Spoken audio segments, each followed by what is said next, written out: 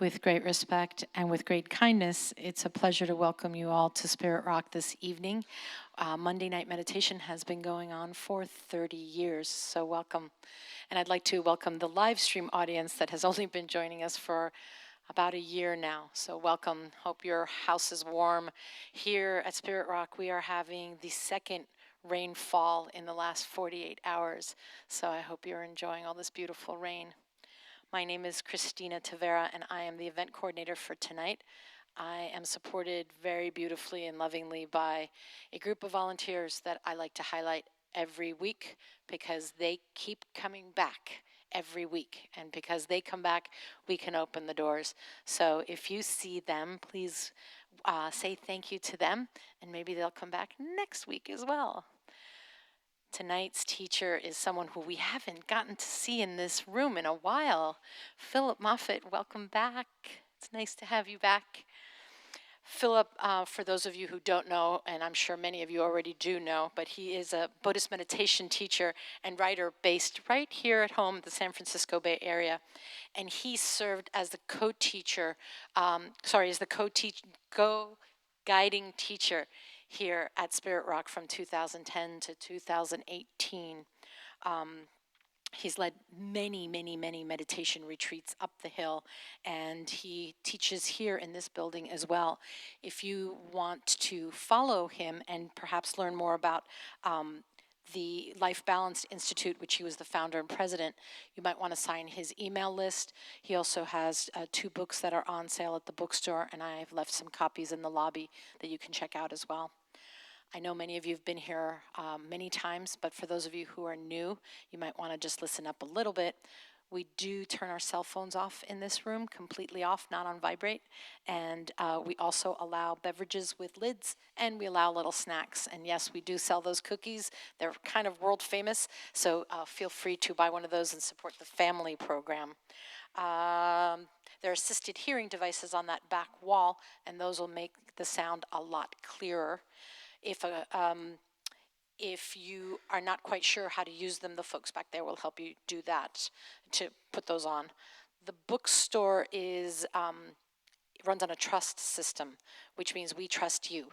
It'll be open the whole time, and about 15 minutes after this program ends, we'll close it. But the instructions are there if you want to do any mindful shopping. And just in case, if you're looking for something to do this weekend, Eugene Cash is going to be teaching on Saturday, and he has room in his class, so you might want to check that out and sign up for that. Thank you again for joining us. If you need my help at all, we are in the office on the left of the bookstore. Gracias, Philip. Let's make sure that the sound is okay for everyone, not too loud. Good. So it's always nice to be here on Monday night. I don't come here very often on Monday nights, so maybe 2 or 3 times a year. And so I'm looking around because I'm seeing who all I know that I can smile and greetings. So that's why you see me looking around the room to recognize people that I know. And it's always a pleasure to have a continuity, with fellow practitioners. So, and I can say this in a very wonderful way about Spirit Rock teachers. We, to a person, view ourselves first as practitioners. And so teaching is a robe we put on and take off, but practitioners is a way of life. And that's the way that's skillful in the Dharma. That's the way that brings the happiness of the Buddha.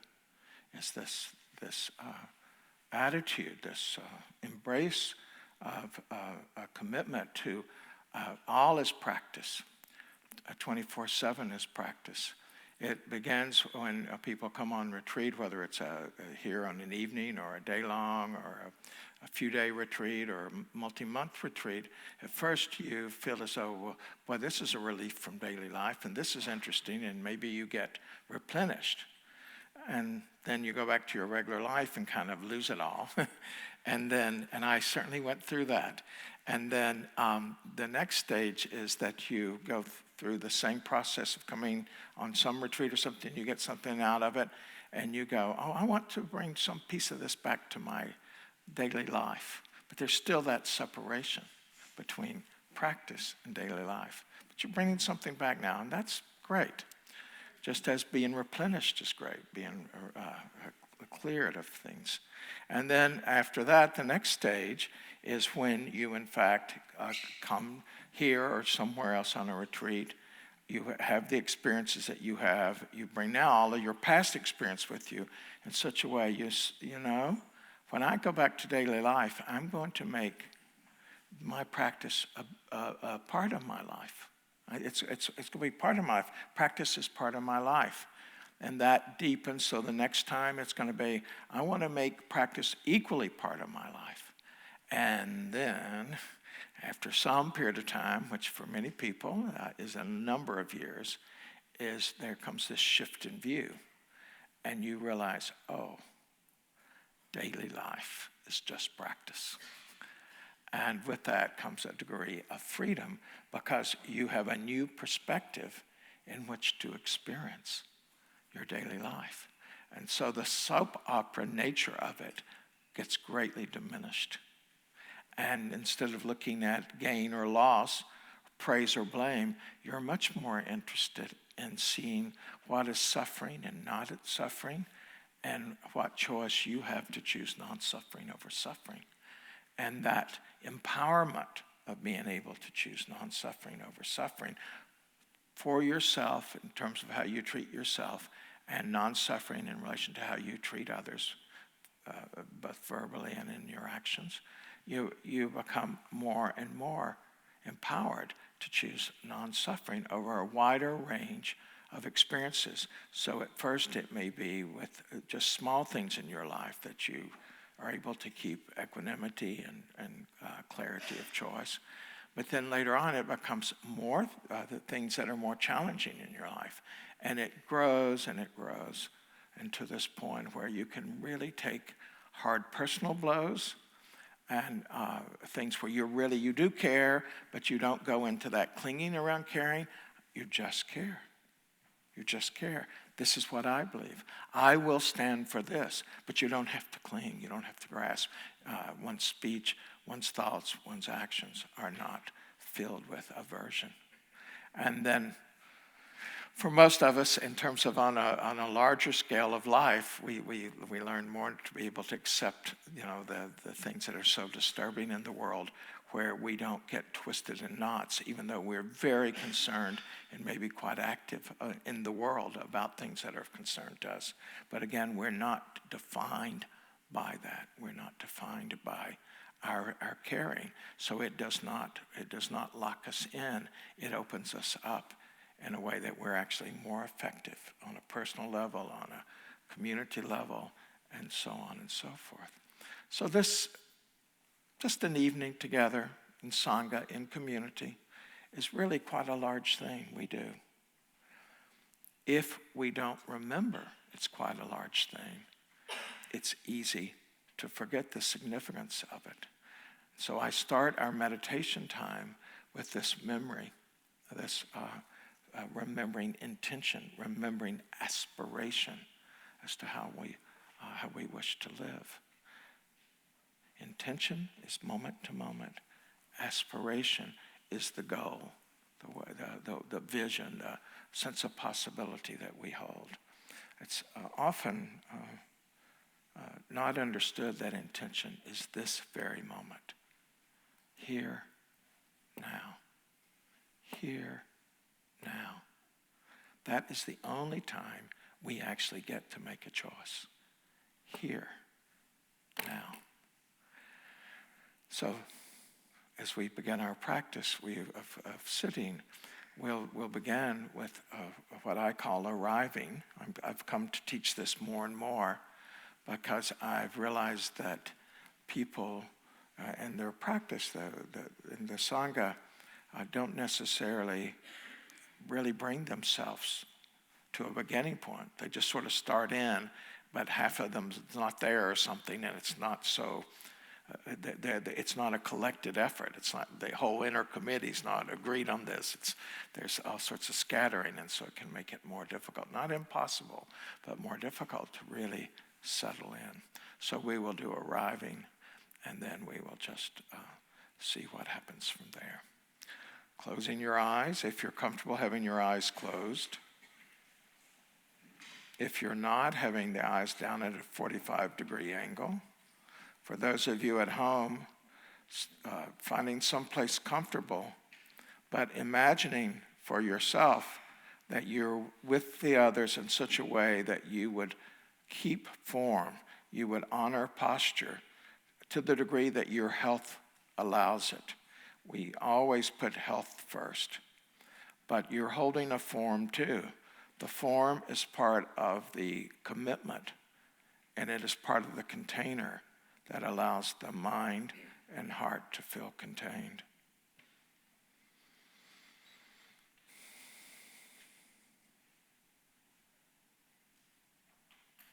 And we begin arriving. Arriving where? In this room, this space. And again, at home, you're arriving in just the same way. Arriving in this space. When? Now. Arriving in this space, this room. Now. Sounds in the room, sounds outside, anything that brings us into this moment, this very moment, in the here of this space, in this moment. And as we arrive, we also arrive internally in attitude. We bring mindfulness to the front, mindfulness that we are going to be employing. We know that to practice mindfulness is called to be in the front and in the center, in the core, in the surround. Open mindfulness, not rejecting any experience, because every experience is worthy of mindfulness and offers the potential of an insight. And just as we bring mindfulness to the forefront, so we bring intention. Intention to be present each moment in terms of dharma, in terms of insight, of seeing suffering and seeing the end of suffering, seeing a way to understand how it is that life becomes unsatisfactory and what we can let loose of that allows a sense of ease in life, a sense of clarity.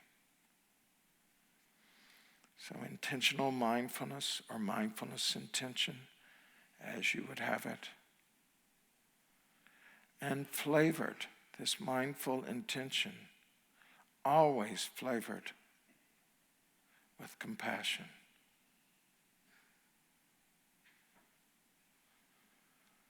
Mindfulness has two streams. One, a kind of remembering, so we can be mindful, but if we don't remember what we're being mindful of, the mind falls back into its old habits of looking for the pleasant, looking for what will get me something, getting rid of something I don't like, without any deeper consideration. And so there's great importance to not just mindful as what's occurring, but mindful of how you wish to be with what's occurring. And that's why the remembering is so important. And it's how we wish to be, what our aspiration is contained there in the intention. So intention is the values from which we operate, respond to a moment. Mindfulness reminds us that this is what we wish to do and shows us how. Mindful intention, laced with compassion, because life is difficult for us and for others.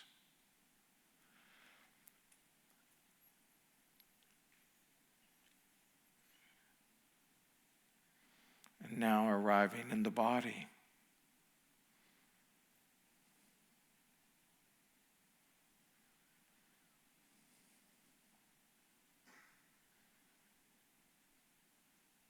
Whatever you did in this silence is fine for arriving in the body. So many different ways to arrive in the body. You can feel the body as a whole, and yes, here's the body. Oh, hello, body. You can arrive in the body through specific sensations of feet, the feeling of hands, the feeling of the pelvic bowl, feeling all of these different sensations, body sensations.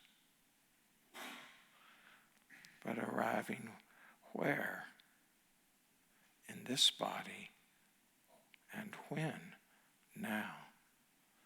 Over and over again, returning to this body awareness. Being embodied as we practice.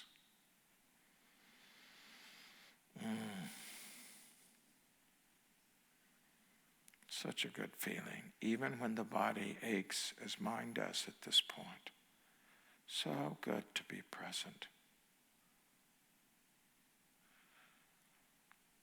And then as we have these body sensations, we are aware because of mindfulness when we start to fall into judging mind, comparing mind, or fixing mind. In those instances, we're no longer with the body. We're in our views and opinions about the body. So we've left the actual experience and gone off into our views and opinions and the mental activity. The body just as it is in this moment. Knowing the body in the body, the Buddha tells us. So notice when you pop out and without judgment, see that you have a choice to return to body and then gently but firmly do so.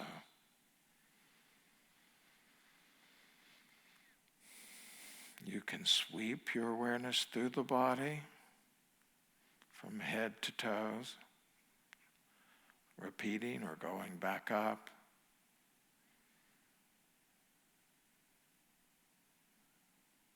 You can do a gentle relaxation of the body from head to toe as a way to fully occupy the body.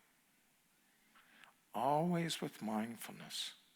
So you're building your momentum of mindfulness while arriving. So you're present with mindfulness as you settle on a single object, what we call the anchor object.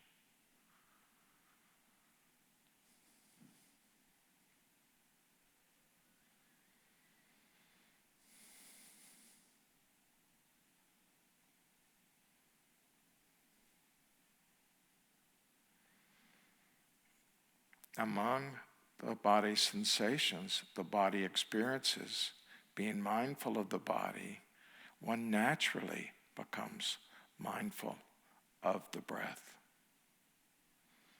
It's continuous. It's life-giving.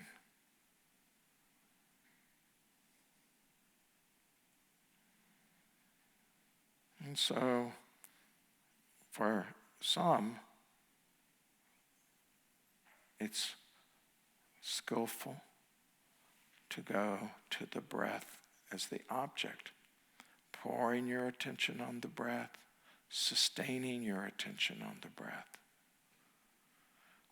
It's called Vitakka and Vichara in Pali. This aiming full attention at the breath and then sustaining it as though we were polishing it with our attention.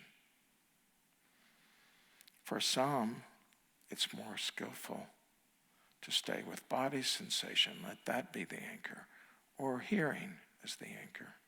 Your choice. An anchor object is where we come back to when we're lost, and it is what we use to collect and unify the mind, to collect the scattered attention, the mind's jumping around, collecting that attention into one place, onto one object, and then unifying, learning to rest on that object, to rest attention on the object, to relax the attention while it's on the object, and then to soften into the object in such a way that we get a more intimate relationship with it, which eases the mind even more and sets the mind up for insight. Collecting, unifying, resting, relaxing, softening. This is the sensation, the activity.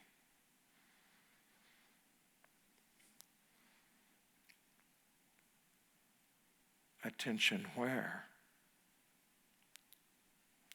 On the breath. Here on the breath. When? In this very moment. Now I feel the inhale. Now I feel the exhale. Or getting more close in. Now I feel the birth of the inhale. It's beginning. Now I feel the duration, the in-between. Now I feel the cessation of the inhale, the changeover. Now I feel the beginning of the exhale. Now I feel its duration, its in-between. And now it's ending. All endings possibly punctuated by a time of stillness between the in-breath and out-breath, and then between the out-breath and the in-breath. For some, not others, sometimes yes, sometimes no.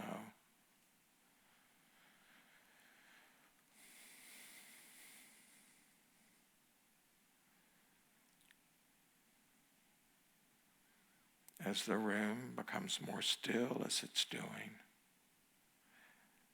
you can expand your awareness to the room, breathing in this room, and the quiet and the stillness of the room can sometimes help us become more quiet, more still. It's as though we're riding in on the Sangha's effort, the collective effort. Quite beautiful, this experience of joining, flowing.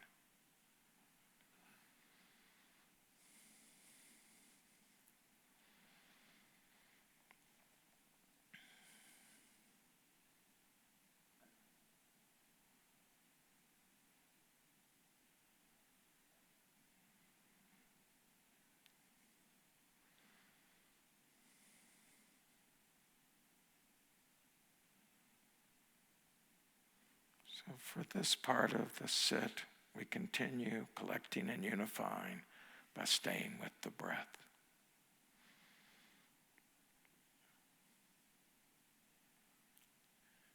Each breath here, now.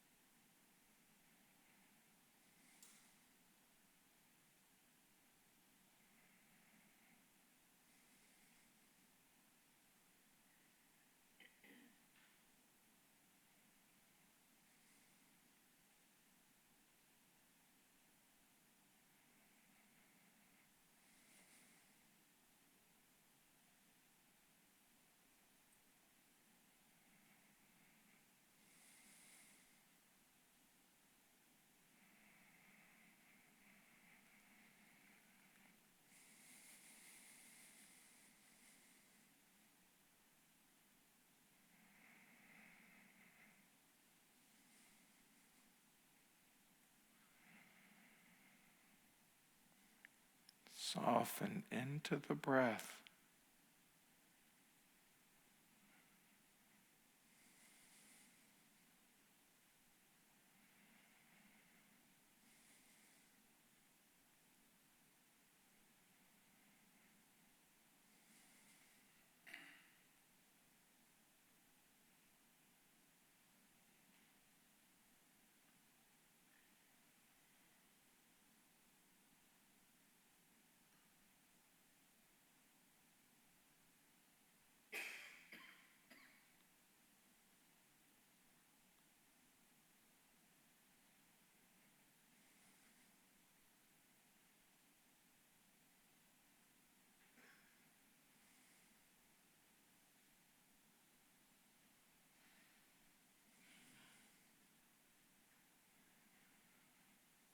When the mind wanders, and you recognize that it has wandered away from the breath, pause for a moment and confirm that you do have choice as to where you place attention.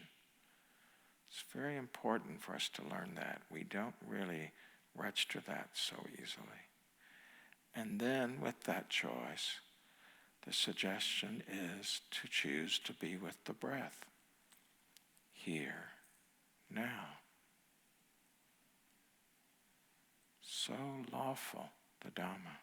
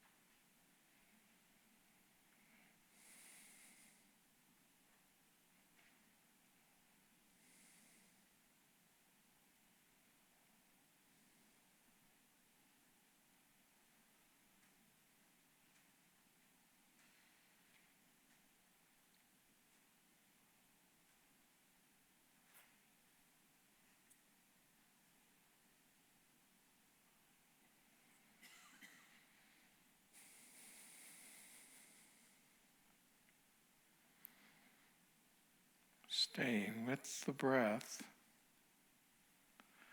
allow the breath to also breathe through your heart. That means to relax the heart as you're relaxing your mind. Softening the heart, just as you're softening the mind by staying with the object of breath or body. So just see what happens if you invite the heart to relax a little. Give a little smile to the heart, just even the slightest movement at the corner of the lips. It may change the breath in some way. So this is a heartfelt practice.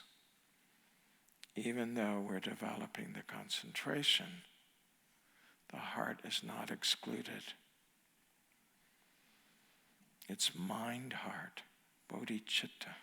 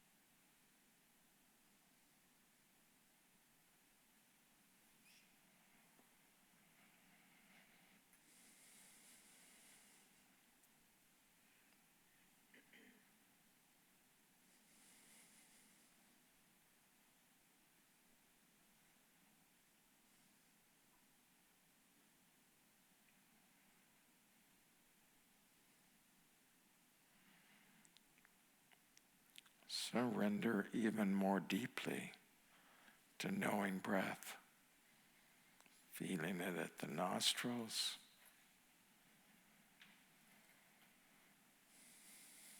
or in the chest,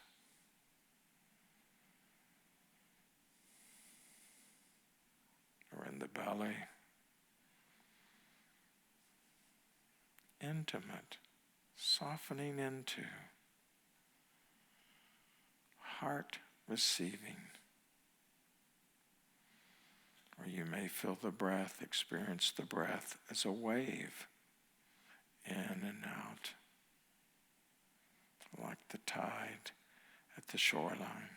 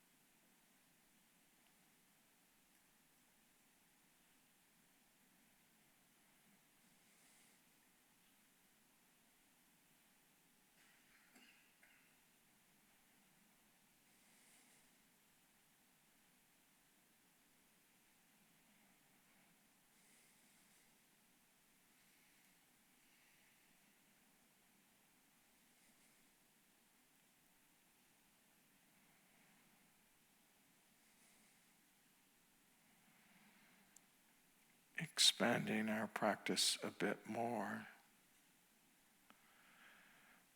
Now, when you discover that the mind has wandered, or you discover that it's starting to wander, notice what's pulling it. Is it a memory, a plan, a fantasy, a comment that you're making, a complaint? And just be with that a moment and acknowledge whatever it is.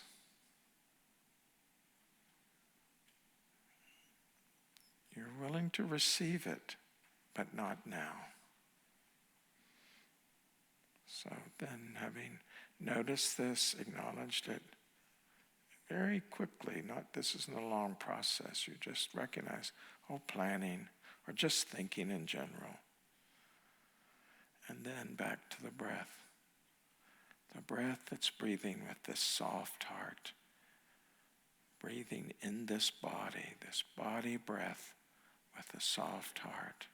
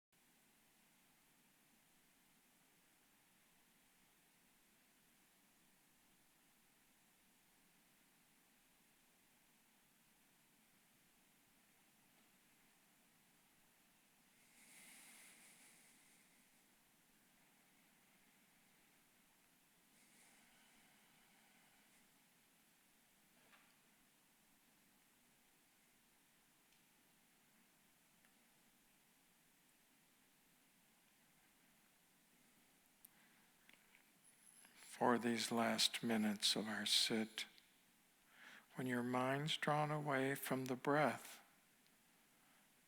and it's really a strong pull, not some little flickering of the mind, but something really pulled you, that you're really drawn to it, and it wants to go back to it. Let it be. Allow that what's pulled you to be the temporary object of your meditation, practicing insight. What's this? Not judging it, just as you didn't judge the body or compare or fix the body, but to see it more clearly. Is it pleasant or unpleasant that's pulled you away? Is it wanting something or wanting to not have something? Is it confusion?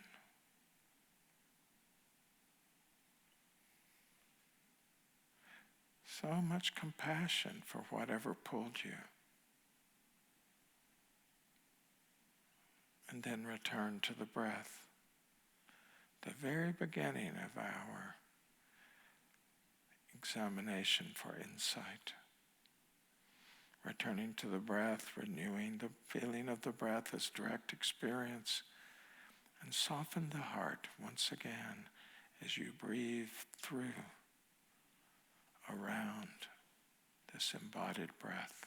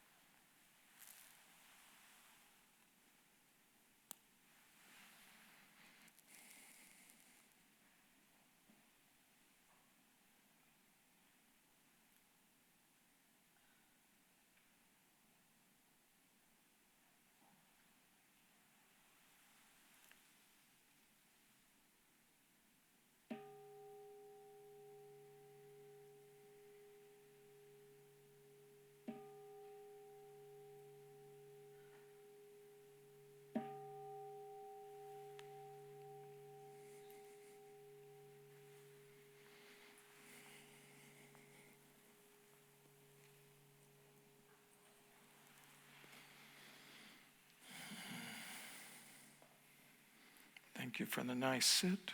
It was very, very calming and restful to sit with you all.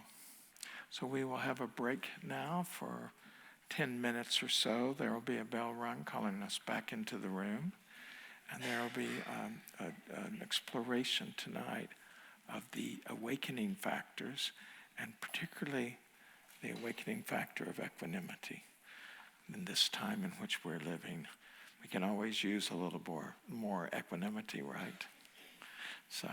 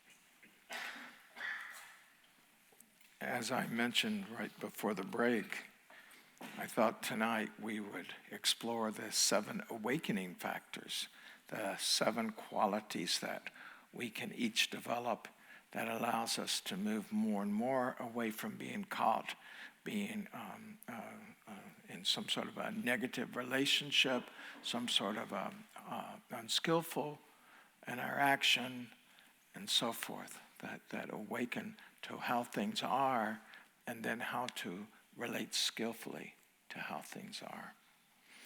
The 7 awakening factors are the penultimate, the next to last of the teachings that in the main sutta that's used for our meditation instructions, called the 4 Foundations of Mindfulness, the Satipatthana Sutta, Sati, mindfulness, how to be mindful, the way to practice being mindful. And that sutta starts out with awareness of the body, and it has a number of different ways of being with the body, including the breath, which we did tonight, and also including the elementary nature of the breath and so forth, but also just being with the body, as we did tonight. And in the instruction, it's be with the body sitting, lying down, standing, and moving. And so this 24/7 that I brought up, aspect of being in practice, we're mindful of the body all the time. And in many instances, it's easier to be aware of the body than it is the breath. So you're in a work situation, a meeting, or some conversation with someone at work, and it's really, there's too much going on to get with the breath. But you can feel your body. You can feel the feet touching the floor, or where your hand's resting, or just an overall feeling of body, some aspect of body, and that can be very useful. And so that's the first foundation of mindfulness, this first basket of experiences to be mindful of and how to do so. And then the second is what's called Vedna, this feeling of pleasant or unpleasant that characterizes moments of consciousness that arises. At every moment that we experience in the mind, whether it's through the nose or the tongue or hearing or seeing, whatever it is, it has a little bit of flavoring of pleasant, unpleasant, or neither pleasant nor unpleasant. And that the neither pleasant nor unpleasant we don't tend to notice very much, because usually we notice something because it's pleasant and we like it, or it's unpleasant and we don't like it. And oftentimes our relationship to what's arisen in the mind through someone, we're looking at someone, meeting them for the first time, because they look pleasant, or they look like someone that we know that we have pleasant association with, or they look like someone we know that we have unpleasant association with, or they look threatening to us in some way. Just because of this pleasant or unpleasantness, our whole opinion, how we are experiencing the moment, is greatly defined by this pleasant or unpleasant, along with our habits of mind, and then the causes and conditions of the moment. And so a lot of times where we lose our freedom is just right there, because we don't notice, we're not mindful, or we fail to look closely at it, as we'll see in the 7 Factors of Awakening. So that's the second of these 4 baskets or foundations, means of being aware in the moment. Then the third is the emotional and mind states that are arising. So like anger or a calm mind, all of these different states of mind. We learn to notice what is the state of mind, and notice if it's a state of mind we wish to cultivate or not cultivate, and there's instructions about how to deal with that. So when I was saying it's so lawful, everything is connected to everything else, and there's always teachings in the Buddha Dhamma of how to respond to whatever's arising. And this fourth basket or foundation of mindfulness, fourth way of looking at our experience, is we look at the body and we look at the pleasant and unpleasant associations and the mind states around that, all from the eyes of the Dhamma. And there's a whole surround of that. we see when the mind is being caught by what are called the hindrances of mind. So the mind's wanting, or the mind's in aversion, or the mind's restless, or the mind's fretting and worrying, or the mind's kind of in a diluted, spaced out, or not highly functioning state. And we learn to recognize those, and we learn how to balance those out, and how not to trust what the mind is saying to us when we're in a storm or a swirl of one or more hindrances. And so this fourth foundation has a series of things like that, just like the first does about the breath. The first foundation has all this thing about the body, and then the fourth has all of these different ways of looking at dharma. And they're very useful. It's the Four Noble Truths and the Satipatthana Sutta is really, in a way, all you need for practice.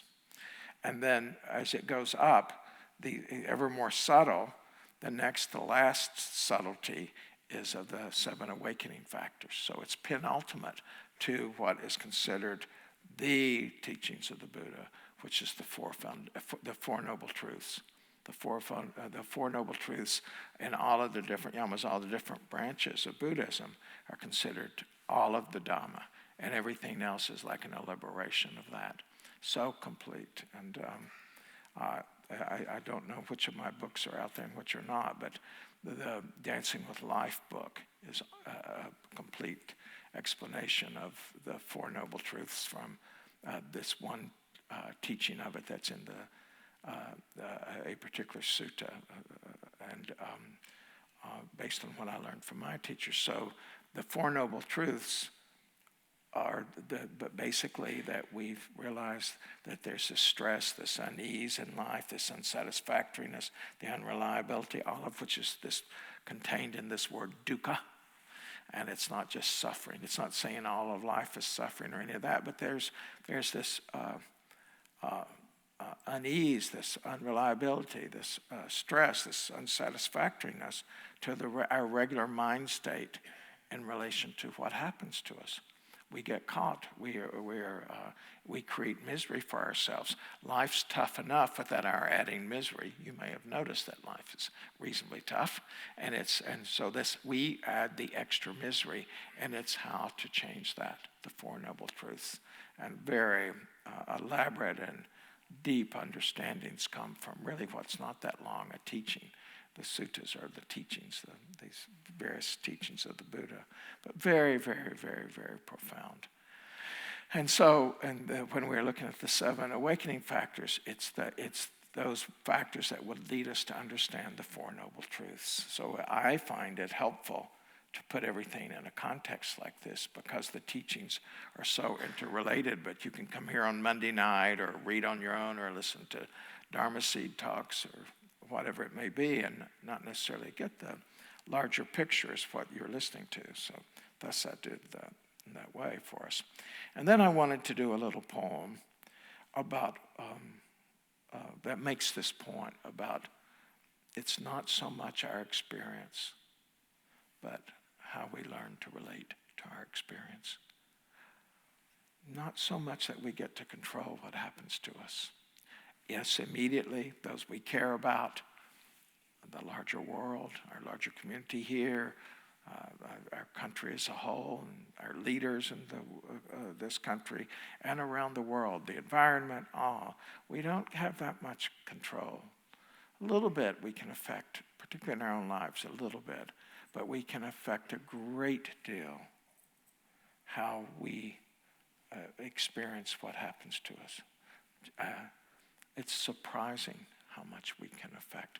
That is really where the freedom lies, is through understanding and then skillful response. So this wisdom, and it's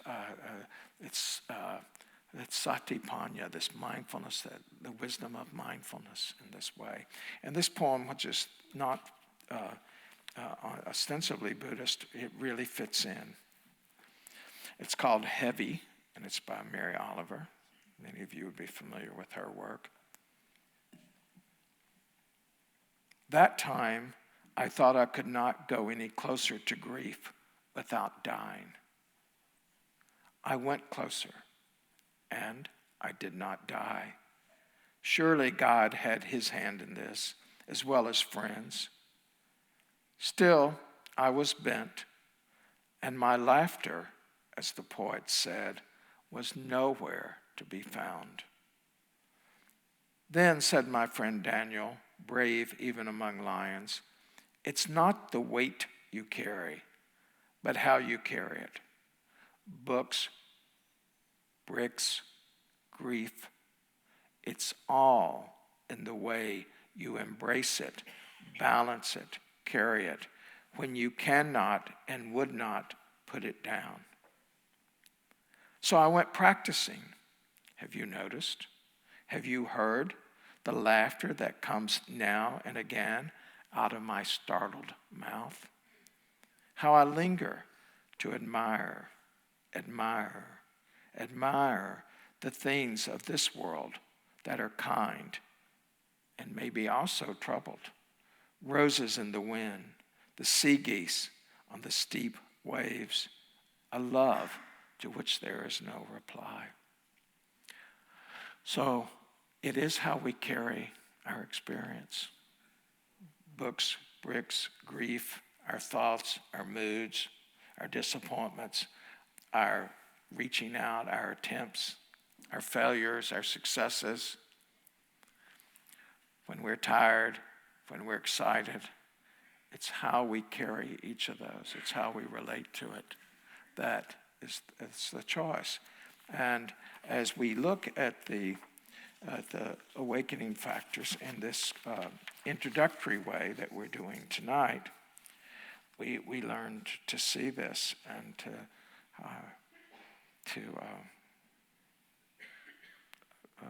be skillful. We have something to do. We can know we're in a bad mood, or we know that someone's intimidating us, or that we're off. But so often we just don't know what to do about it. So in the most profound ways, the Dharma works. And in the most everyday, mundane way, the Dharma works. Good in the beginning, the Buddha said, good in the middle, and good in the end. And so this talk is for each of you, wherever you are in your practice and in your development along the path of practice.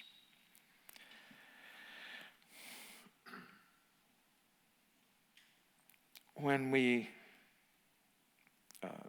hear this awakening factors, and I describe them as qualities that we develop, there's the first quality is mindfulness itself. And this mindfulness is, as I made reference deliberately in the meditation, relates to being present, but not just to being present, because there's no relationship to what's present and just being present. So then we fall into our old habits. So if you're mindful you're having a discussion with a group of people in whatever organization you're in, wherever you're working, if all things being equal, if you're the most mindful, you can get your way.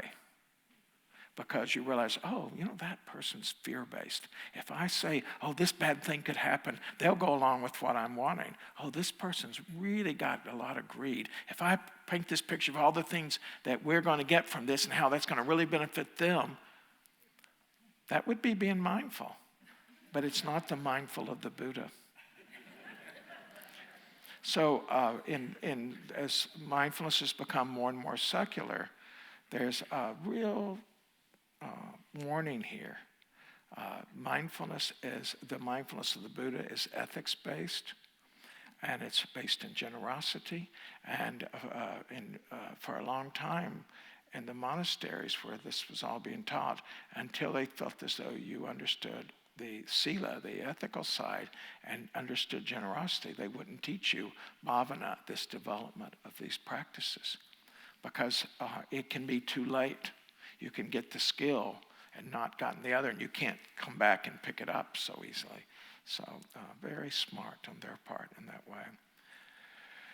So the first of these is mindfulness, and mindfulness with the aim, the purpose of mindfulness is to bring about your having the end of suffering, you having the choice to choose non-suffering over suffering. When we look at mindfulness in that way, then it is to, we learn that the mindfulness is not just being mindful of what's arising, which occurs in this process we call aiming, this vitakka, where we pay attention to what's predominant, or what's affecting our, when I say predominant, what's affecting our thoughts, words, and actions most clearly. And it may be not what we think it is. So we can be like, someone's really, we're really angry at what they're saying, but really what's going on is we're hurt. And so the surface experience is one of anger, but underneath it's hurt or fear or something. So the predominant means predominant in terms of what's really affecting us. And that's such an interesting exploration that we get. And I encourage you tonight, when you go home and do any interactions, to watch what's really affecting you. Like you listen to the news and you have some sort of a reaction to it. But if you weren't feeling that, what would you be feeling? And tomorrow in your interaction with others, if you don't have that tonight. So the aiming and the sustaining, that's the first part of the mindfulness. And then the way my teacher, the Venerable Ajahn Sumedho, teaches it, and the way that I had found on my own, which was one indication that I'd found my teacher, is that a full experience of mindfulness is you notice the object, you sustain your attention on it, and you fully receive it. You fully receive it. Because without fully receiving it, we have such a superficial experience of it. How do we fully receive an experience? Staying in the body, not staying up in the old coconut, but dropping down into the body, because the body so often tells us what we're really feeling. And this develops, this body awareness, getting in the habit of staying in the body, develops relatively fast.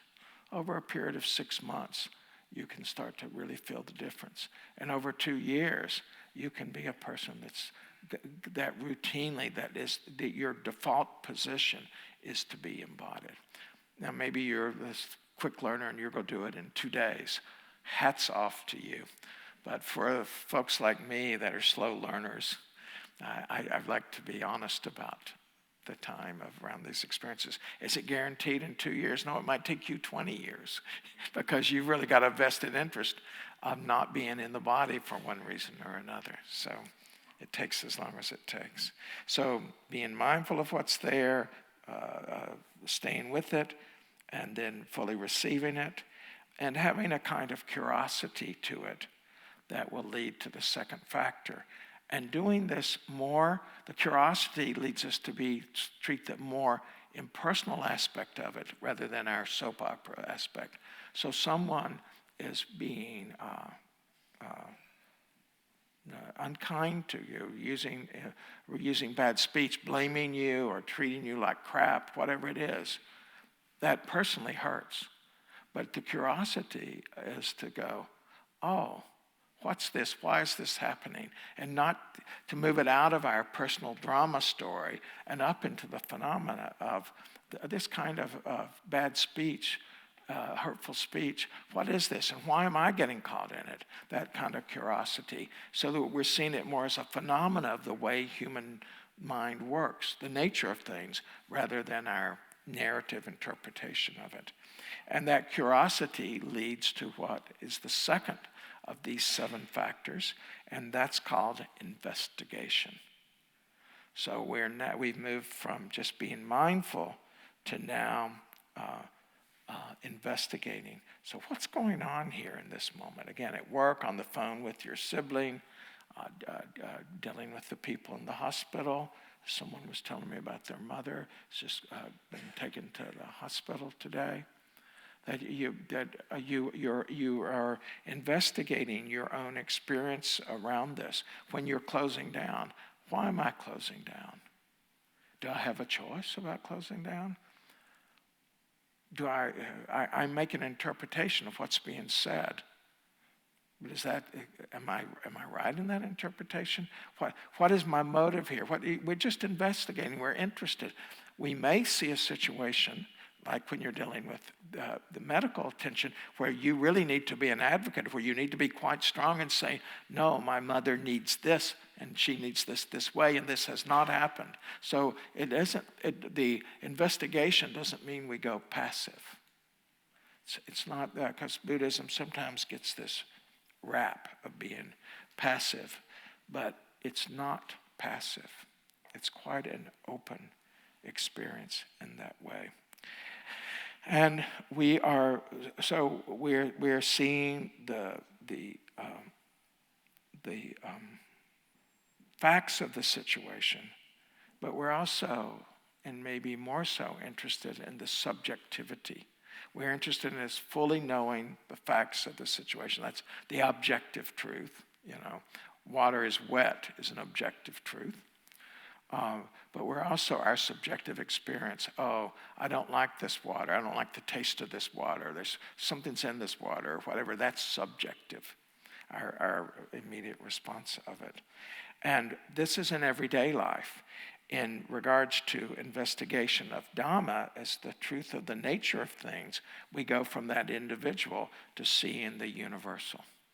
And in our daily life, we mostly end up, because we have so little time, because we got this to do and that to do, we're just seeing the moment. But on retreat or sitting here tonight, you would look more for, oh, this is the way this particular situation always is.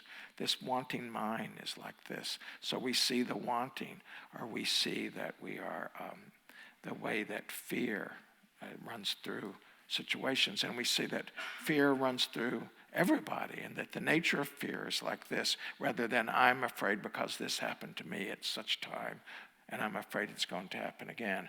It's more impersonal, again, this investigation. When we are investigating, it has this effect of bringing forth more energy. And energy is this third awakening factor. I was, originally when I was exposed to this, I was surprised that energy followed investigation, because I was thinking, okay, if I'm mindful generates energy because I'm mindful. But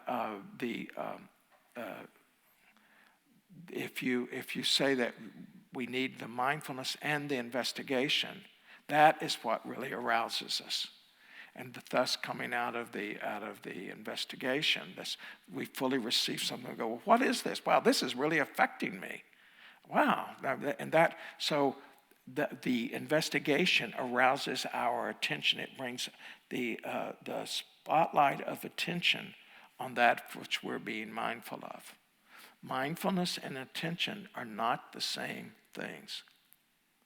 Attention is a tool of mindfulness. There is overlap in the experience, but attention is like the spotlight shining on something, and sustaining attention is keeping the spotlight on some experience you're having in the mind or in the body, wherever it may be.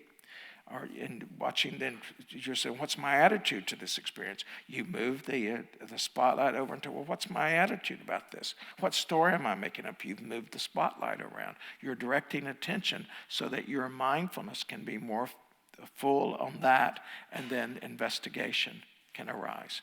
So investigation is attention on something. And the rule is, which I learned in Aikido, practicing the martial art of Aikido, energy follows attention. So wherever we place our attention, the energy flows towards that. Again, because I'm directing so much of this talk tonight in daily life, you can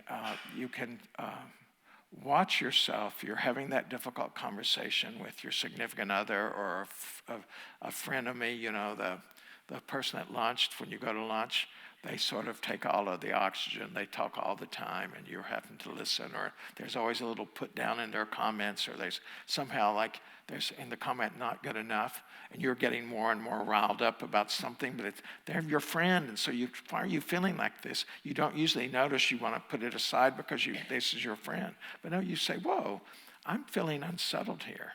What is this? You've noticed, that's the mindfulness. You see there's suffering in it. You see there's something off. There's dukkha in it. And then you investigate, what is this? What does this feel like? And then you bring the energy into this. The energy allows you to stay with it longer and to see more clearly. Your interest brings this, and you realize, wow, this her speech towards me has a degree of unskillfulness in it. There's some way that she's positioning herself in relation to me frequently every time we're together, and it really throws me off, and I've not owned up to that, and it's affecting me in a way that is not healthy for me, and that would be all learned. So the insight about, this is causing me pain, was not there in the original. You had to do the investigation. You had to spend the energy, which gave you the time and strength to stay with it. And then you had a little personal psychological insight. The larger dharma insight is having to do with what's unreliable, like your friend that sometimes is kind to you. Kindness is subject to anicca, and so sometimes your friend isn't kind to you, and that seeing the truth of that change and all, and seeing that the just ordinary factors are not reliable to be really safe. And this way, ordinary, like regular mind states, aren't safe in that way. That one has to be alert and being seen it with dharma, because one can be pulled into someone else's story. That is this larger understanding. Again, I'm keep rooting it in daily life, but that's this larger kind of universal truth that comes out. So tonight we're looking at things both in terms of how they happen to us in our everyday life, and in this larger sense of the universal truths. The universal truths of the Buddha is that, it's very funny, is that there is dukkha. There is dukkha in life. There is this dissatisfaction, this stress, this unease, this unsatisfactoriness, unreliableness. It's dukkha. Things are always going wrong in small ways and large. You get something just the way you want it, and then it changes. And that change is the second of these characteristics, which is anicca, that things always change. So even little things, you can't say, well, I really did a good job of brushing my teeth. Now I don't have to do that anymore. No, you got to brush your teeth again and again and again. You got to fix another meal. You've got to fix another meal. You've got to wash the clothes. It's just the everydayness of life can have a kind of stress to it, and that's the part of this truth of anicca. That there's things are always changing, and just because they're changing means that we've got to be alert. We can't ever rely on something. Well, I made the bed, don't have to do that anymore, right? Sure. And so everything changes. If you think of the person that you had such a mad crush on when you were 15 years old, and you think about that person now, and you go, wow, was that delusion? We change. Everything changes as we grow, as we learn. So we started with mindfulness. We did investigation, and now we're looking at this energy factor, and the energy factor can also help us stay in balance. These with the mindfulness and the investigation and the energy, we develop a kind of skill around what is termed right effort in the Four Noble Truths and the Eightfold Path of the Four Noble Truths. So that when our mind is going to some place that's not good for us. We've been there many a time. We're remembering this old story, or we're interpreting something. They don't really respect me. Whatever the story is that's taking away our power, our sense of self-worth. And when I say power, I mean empowerment, that sense of agency. Not power over, but the sense of agency. So we see something like this is happening, and we realize this is a mind state that comes up repeatedly with us. Again, oftentimes around the past or around a future worry. And so right effort, there's 4 right efforts. The right effort to avoid going into that mind state, or when we recognize we're in this mind state, here we are in this old story about ourselves, we know to abandon it. So avoid going to those old stories when we have choice. If we land there, there's no stopping it, then we make this effort to leave it and move to a different view, consider other things. And then the right effort when we're going to a place that's healthy for us, where we are empowered, where we do have agency, where we do have understanding, where we respect ourselves, where our behavior is the way we would wish our behavior to be towards ourselves and towards others, then we stay there. And if we're going in that direction, we go, oh, this is going in a good direction. And we direct our attention on fully into landing in that place where we are empowered to choose kindness, a balance over these mind states where we're out of balance, where we're not kind to ourselves or another. You're getting how this works? It's so lawful. And again, it works at all levels of looking at our experience, from just wanting to feel good about ourselves and do well in this moment to ever more subtle levels of what is the nature of this reality. And those ever more subtle levels, it finally goes to some place that there's really a change in perspective. So what we're seeing is something very different. We're not really noticing the soap opera anymore. We're noticing something different than that. And these things really happen. These evolutions really happen as we go through this. Wanted to read another. One more first. So as in practice, when we're experiencing these awakening factors during practice, as opposed to like having to do it in the moment, which I've been describing so much of since you're going back out into life, daily life in that way.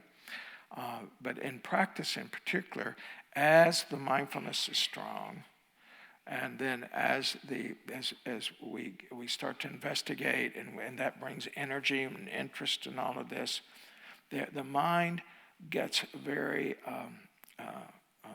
satisfied. It gets very content with itself, and in a way that it causes this feeling of joy.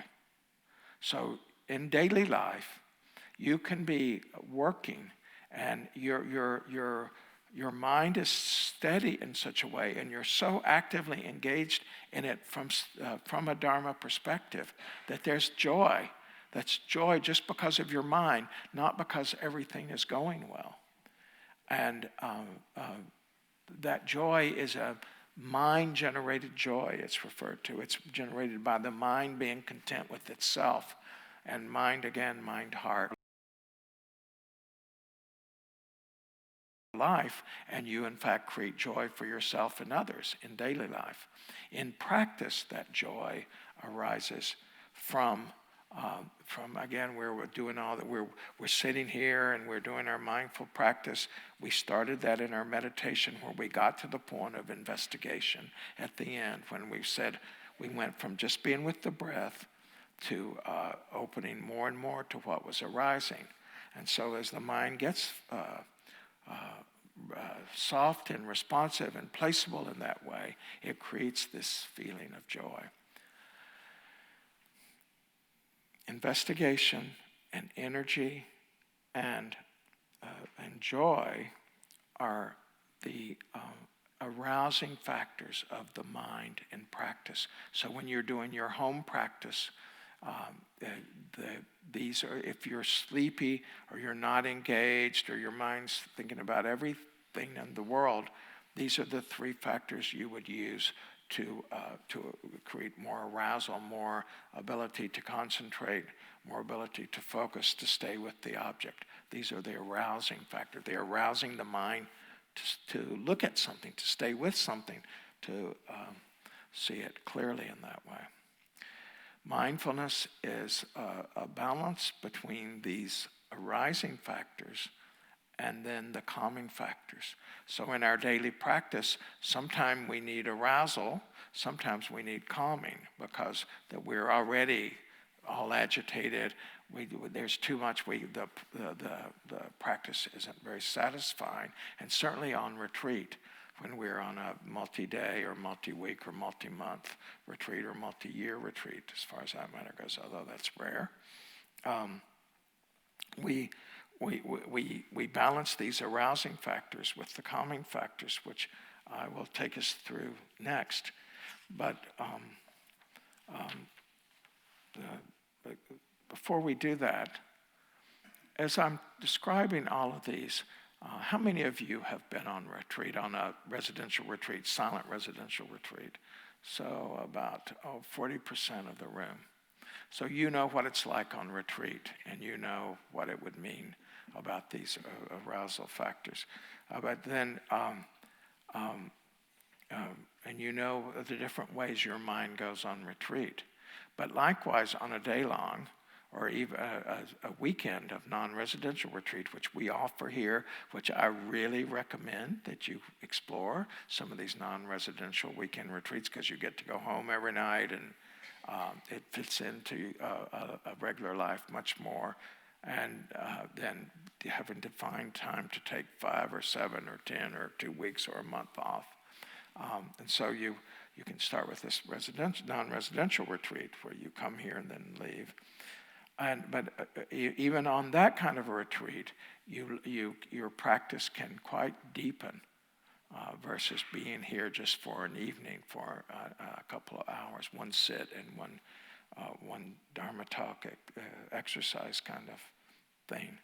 So what we learn in these practices is we really learn how to work with these.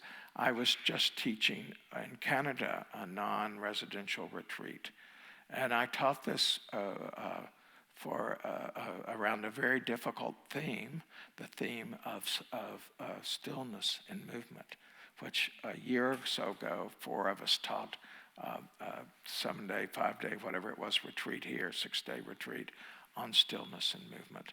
That's subtle, to watch stillness and movement and see how they operate in the mind and just have the insight through that. This was people coming and going every day, but they were eager to know. And they, in fact, did these 7 awakening factors quite well and had all of these different kinds of experiences around it.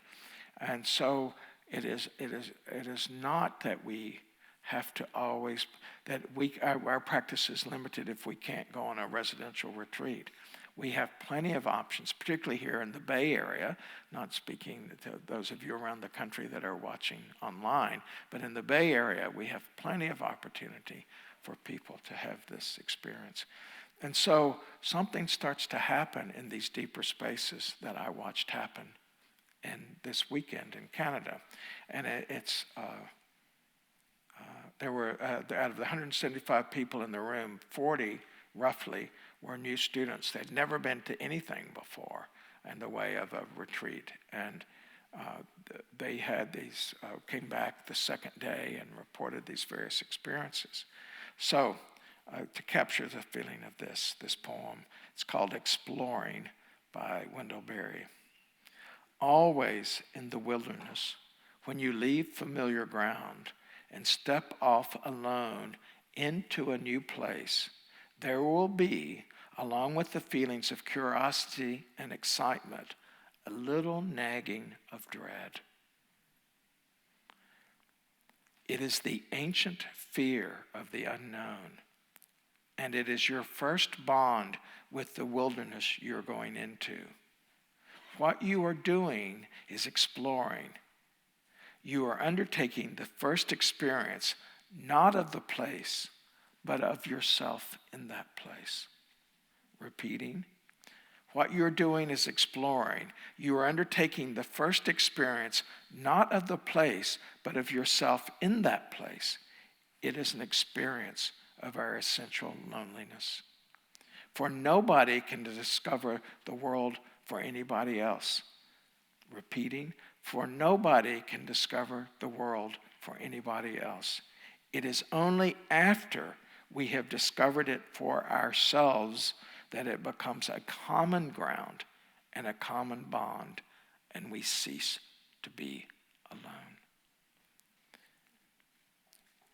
Nobody can discover the world for anybody else. It is only after we have discovered it for ourselves that it becomes a common ground and a common bond, and we cease to be alone. As we open to the spiritual life, insofar as you choose to, you're going into a wilderness. It is the unknown. We have experiences, we have understandings, there's teachings, there's a great inner discovery about ourselves, some that's tough to swallow. Old things come up because a lot of the spiritual journey is one of purification.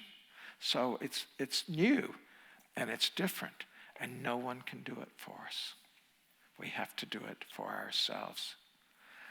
But it's not those experiences, but it's this that we can project onto the experience of okay, now I'm sitting, I set this retreat, and X and Y happened. But it's really our experience of X and Y. It's of getting to know ourselves in this new way. And that's what we do with these 7 awakening factors. As we develop them, we get to know ourselves in new ways, in new circumstances, in new aspects of our psychology, new aspects of our heart space. That's exciting. It's really exciting. It, to me, is why we make the Dhamma a part of our lives, or whatever other spiritual practices you have, for this further unfolding, for a deeper union, a deeper communion with this essence of our being. And all of these awakening factors take part in that. So, we started with mindfulness. We understood the role of mindfulness in terms of being present and fully receiving. We saw investigation as what allows us to really see clearly what's there once we've received it and stayed with it. And then that investigation brings energy, which allows more investigation, and also gives us the strength to the strength to stay with it when it's difficult. Because sometimes it's difficult. It's difficult in daily life in this moment when you're hearing something that's upsetting about the world, or something upsetting about your life, or in an interaction right now. It can be difficult. And so this energy allows that. And as the mind really gets clear on what it's about, it's joyous. It's joyous. I've seen this be joyous in so many people in non-retreat situations. I do a lot of work individually in my other when I'm wearing my other hat around changes and transitions. And as people gain wisdom, the joy that they feel. Excellent. And then we come to these calming factors. The first is calm itself. That is, as we like, oh, I'm really getting this. And it can be about the dynamics of this friendship, this frenemy that I was referring to in daily life.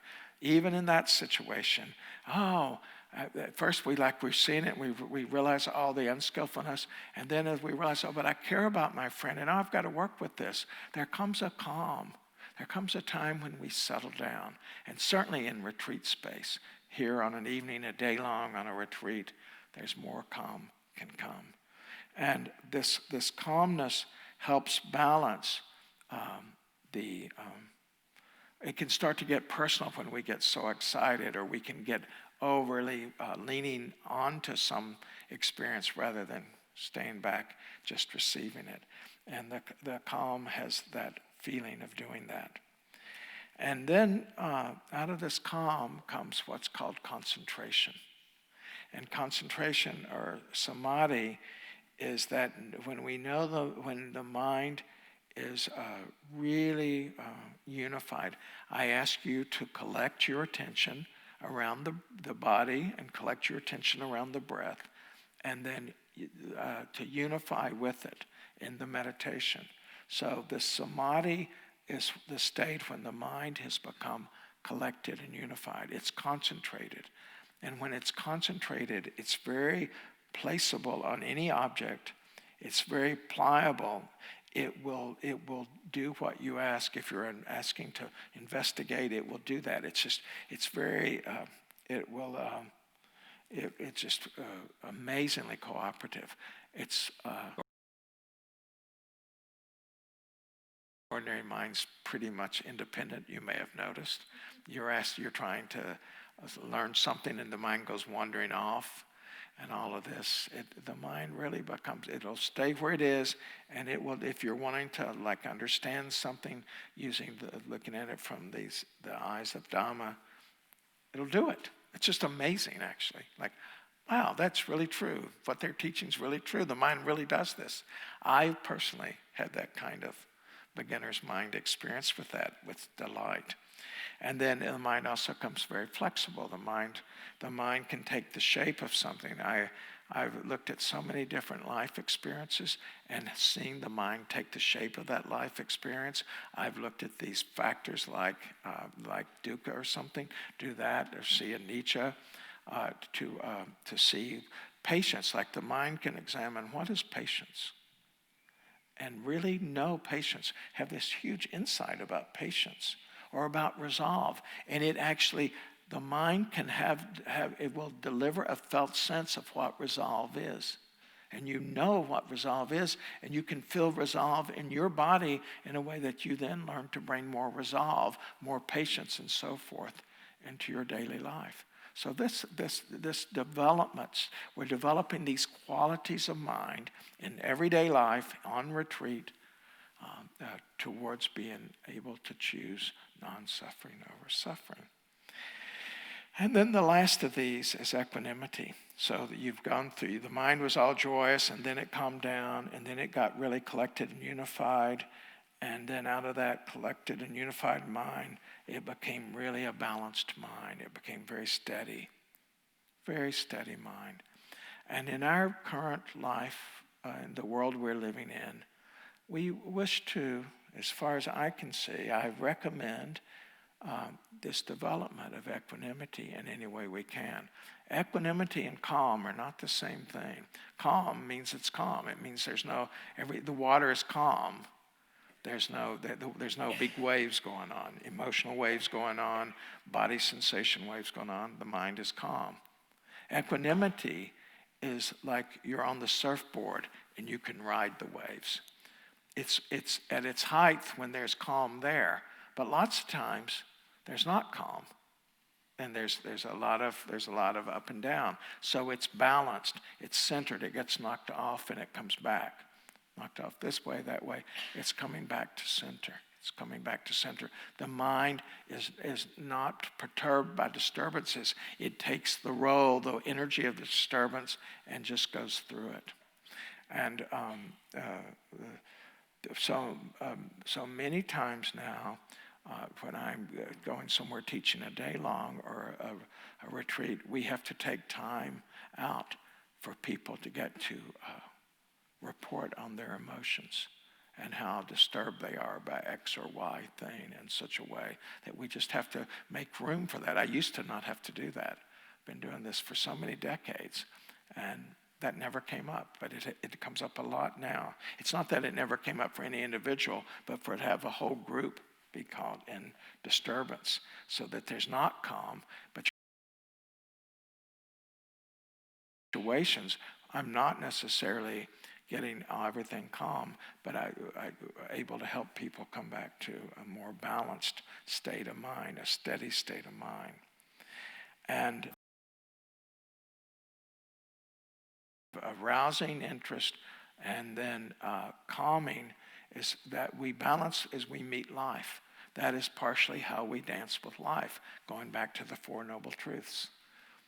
We dance with life in a wise way, in a mindful way, by rousing our interest to meet things, to understand how are we being unskillful here, what's wrong here, what is the wanting, or what's the opportunity for growth. It's not about wanting, like, how do I love better?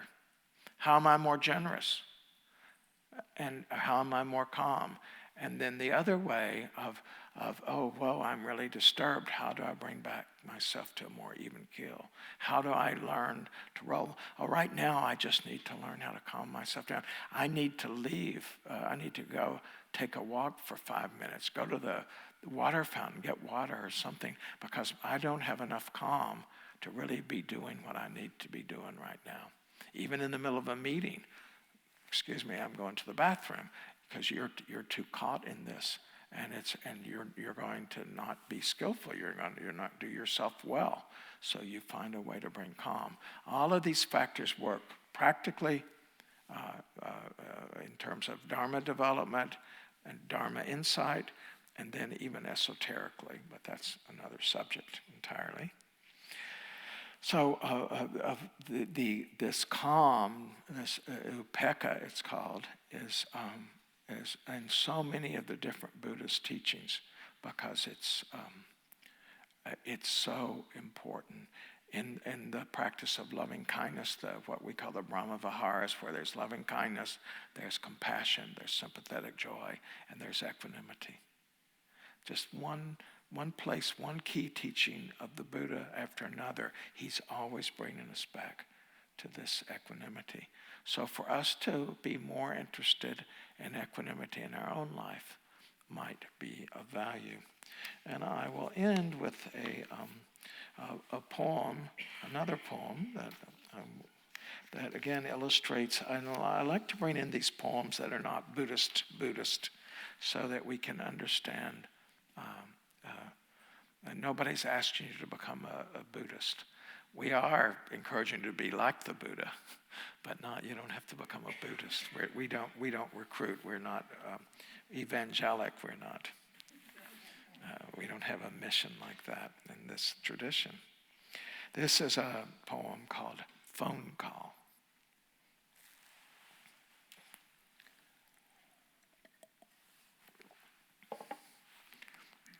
Maybe I overdid it. Excuse me.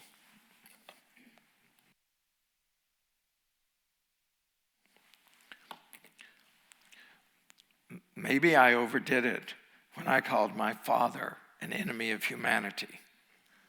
That might have been a little strongly put, a slight over-exaggeration, an immoderate description of the person who at that moment, 2,000 miles away, holding the telephone receiver 6 inches from his ear, must have regretted paying for my therapy.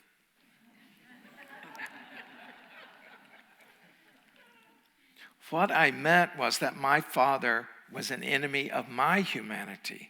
And what I meant behind that was that my father was split into two people. One of them living deeply inside of me like a bad king or an incurable disease, blighting my crops, striking down my herds, poisoning my wells. The other standing in another time zone in a kitchen in Wyoming with bad knees and white hair sprouting from his ears. I don't want to scream forever. I don't want to live without proportion, like some kind of infection from the past. So I have to remember the second father, the one whose TV dinner is getting cold while he holds the phone in his left hand and stares blankly out the window, where just now the sun is going down and the last fingertips of sunlight are withdrawing from the hills they once touched like a child. I don't think any of us want to scream forever. I don't think any of us want to scream in any part of our life. I don't think any of us want to be caught in an eddy over and over again. Do the same falling into the manhole, going down the rabbit hole, going up torment, pattern of or both. I don't think any of us want to do that. And as we come to realize that the Dharma does offer a way out of all of that, then our interest in the Dharma becomes more and more natural. I have been doing this well over 30 years, and then had more than 10 years of being a Raja Yogi before that. So making spiritual life practice and not belief, all my adult life has been what I've done. And gradually I see the truth of this, and I see the change that occurs. Just to give you an example as I end here, a number of weeks ago I was chasing a basketball. After having not touched a basketball for 50 years, I decide, based on Steph Curry and the Golden State Warriors, I'm going to shoot a few hoops. And so the basketball, I miss everything, and the basketball is going careening off and is going to go down this hill. I go running after it with my right arm extended, and I, in fact, stop the basketball from going down the hill by tripping on rocks, falling on the arm, breaking the shoulder with the humerus bone knob in 3 places, vertically on each side, horizontally across, and from the back diagonally down the front. And I blacked out from the pain. I came to, and I was groaning, and my friends were waiting for me in their house to come have breakfast. I'd been staying in their little cottage.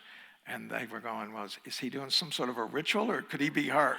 So they come out, and lo and behold, I'm hurt, And they get me on this table. And for about 10 minutes, my nose had gotten really hit strongly, and I was bleeding down my throat and all of these sorts of things that you don't want to hear about. But after about 10 minutes, I was like present again. I mean, I was out of the shock of that to the point that I could do it.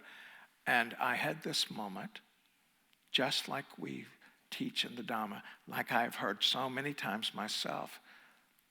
It was like this, and now it's like this. That moment happened just like that. And it was. In all of these weeks, no ruffles. Endless things where I have to redo. It would take me 20 minutes to get into bed to find a place that I could sleep. I discovered I'd left the lights on. I'd have to get back up, which took 5 minutes to get the lights turned off. Have to get back in bed. No ruffles. No ruffles. No ruffles. Equanimity. Equanimity. Around a whole experience. And I'm like a regular guy. There's nothing, I'm not saying this is special about me. It's special about the practice. Now, in that same period of number of weeks, I've certainly had lots of up and downs around other things. That's about my views and opinions about our country, or about something else one way or another. It's not like I've been Mr. Liberated, but this one experience has been completely contained in that way. And I didn't go into the emergency room for various reasons. I was way up in the middle of nowhere, and I was going to go through all these curvy roads, and the pain was rather large. And then I didn't know who I'd get as a surgeon, and I didn't want anything done to me. But if I got there, do I have the right to say no? So I basically didn't go for 48 hours. So this happened on a Saturday morning at 9 o'clock. And so I go tootling into this orthopedic surgery group that had worked on my knee. And the guy takes an x-ray, and he goes, "Oh, I'm so sorry." He says, "Why aren't you cursing me?" And I said, "What do you mean?" He said, "You have a very serious break in your arm. You should have been cursing me with me moving you around like I was. I didn't realize. You should have told me that." And I said, it wasn't any worse than it is anyway. So then I see the surgeon. He's looking at the x-rays, and he goes, "So what did you do?" And I said, "What do you mean, what did I do? I told you I was chasing the basketball." He says, "No, what did you do?" And I really didn't understand what he meant. And he said, "What did you do with the pain?" And I said, "Well, I took some ibuprofen, and And then I was mindful of it. I watched the pain as it arose, and his eyes start to glaze over, right? But do I stop? No, I don't stop. I say, this pain, unlike when I had my knee pain, because my meniscus had been caught in the condyles of the knee, so I ripped my knee over and over again for 2 months. Because I'm not going to the doctor, so I'm a bad example of that. But anyway, I said, so this pain, the knee pain was very sharp. Every moment was very sharp, and it would like go straight up into the head and like take your head off. But this pain, but it was not all the time. This pain is round in nature. But by this point, he's like, when's this guy going to stop? I said, but I thought he would find this really interesting if he would just go with it for a moment. I wasn't giving up. So I said, it's very round in nature, and it's not really that bad in any one moment. And it really wasn't. In any one moment, it by itself, because it was round. It didn't have that sharp taking your head off. You know what I mean about when the different kinds of pain. And this is what you do in mindfulness. You learn to be with experience. You investigate it. This is investigating. And in the investigation, there comes a calm. And I can't say joy in this instance, but there was a calm and an equanimity. This story illustrates the whole point of the evening. And I said, so it wasn't the moment of pain that was made this difficult. It was that it never stopped. It was the quantity of it and its continuity was what made this really difficult. But that's why I could be with it for 48 hours. Not so interested in any of this. I don't blame him, because without a background in mindfulness, why would this be interesting? So then I go to the physical therapist once. After some number of weeks, I was released to go to physical therapy, because it turned out the bones were going to mend. It was very close as to whether or not it would. And he said if one little bump, it could totally separate, and I would basically lose range of motion for the rest of my life. But anyway, that has all worked out. And so I'm at the physical therapist, and I'm telling him about what I just told you. He goes, in terms of the science of it, you were right. He says, this kind of a break, it radiates in all directions. It would be round rather than sharp in that way. And boy, did I feel pleased. So a little small story of inspiration to end our evening with together in this way. And so let's just close our eyes for a moment.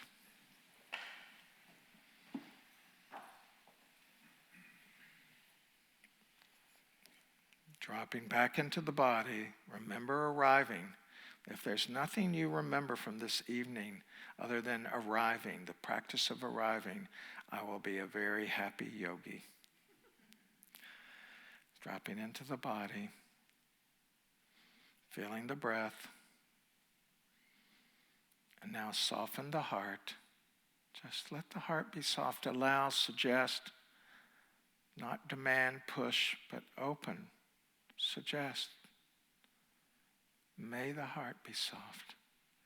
And then we'll end with the loving kindness phrases that we typically say at the end of an evening, having to do with being safe and being healthy and being happy and having a life of ease and or meaning the way I do it. These are phrases that I worked out with the population that I worked with in a prison for 4 years. So I'm going to say a phrase out loud and ask that you repeat it. And say it with some confidence, because you're offering this to everyone here, offering it to your friends. May you be safe from internal and external harm. May you be safe from internal and external harm. Receive this well-wishing from everyone in the room.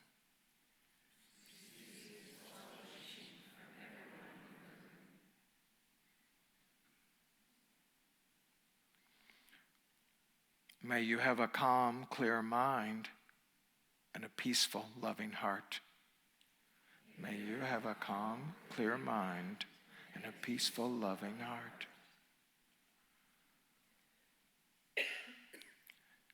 May you be physically strong, healthy, and vital.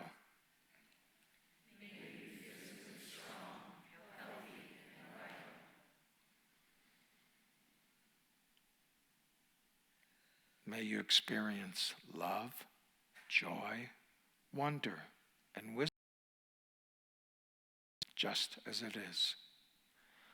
May you experience love, joy, wonder, and wisdom in this life just as it is. As our time together comes to a close, we reflect on what we have learned, what we have felt, what we've experienced. And from this attitude of knowing and gratitude, we hold this possibility that what we learn from our practice will be a benefit throughout our lives, that will also be a benefit to all those with whom we care and all those with whom we come in contact. May all beings everywhere find the path to the end of suffering.